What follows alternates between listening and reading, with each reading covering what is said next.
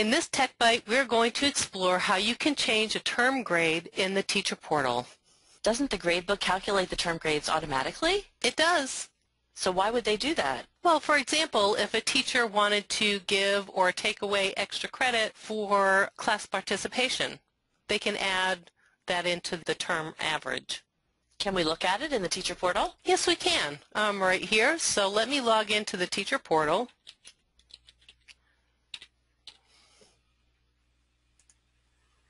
Now, to enter in a term grade for a term that is open, we're going to click on Gradebook, Assign Grades, and Final Grade Entry.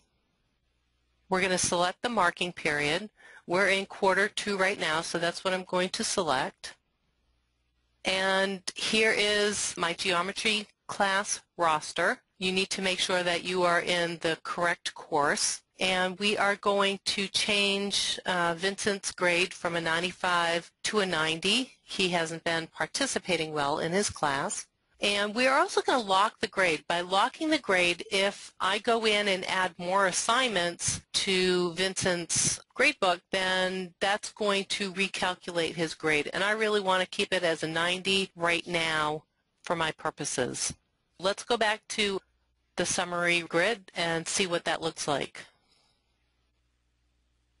So here we can see Vincent, and we can see his calculated average, which was a 95, and now his locked average that we entered in is a 90. So the locked grade is his current grade, and it is listed in red.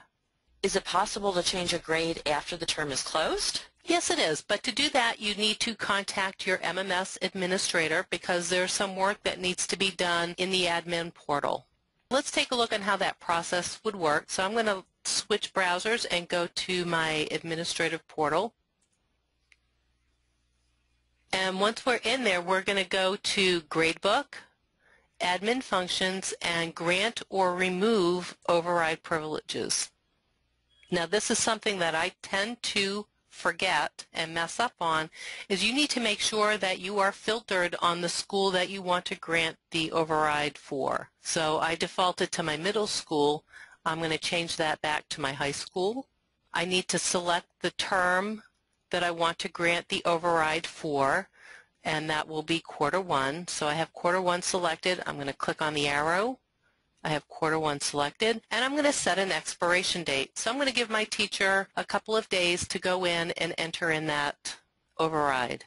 That's great. That's one less thing that the school has to remember to do, to remove that. Yes, it is. So now all I have to do is select my teacher, which is right here, and then assign the privilege. And this is just a warning message from MMS asking me if I do want to assign this privilege, and I do. And if I scroll back down, you can see that we have a Q1 override, and it will expire on January 9th. Now I'm going to go back to our teacher portal, and there's another step that the teacher has to do. He has to select the students that they need to give an override for. So that is done through Gradebook, Gradebook Operations, and the function of Assign, Remove, Grade Override.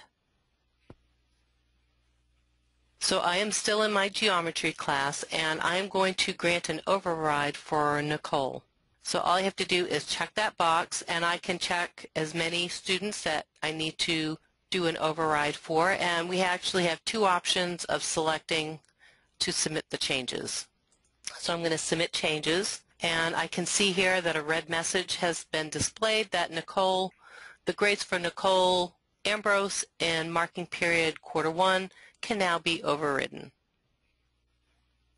So where do we go after that? So there we go back into Gradebook, Assign Grades. We're not going to select Final Grade Entry this time, but we are going to select Override Past Marking Period Average. And we're going to select the term for the override, which is Q1, and that's the only one I have available to me.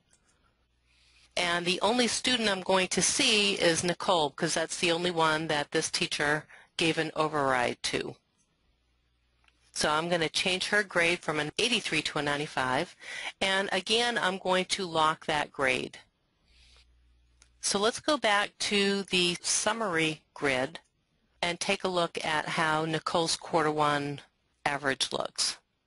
So I can see here we have our quarter one. We defaulted right to our quarter one, which is our closed term, and I can see that Nicole has had a calculated average of 83.33 and that we assigned an override grade of 95.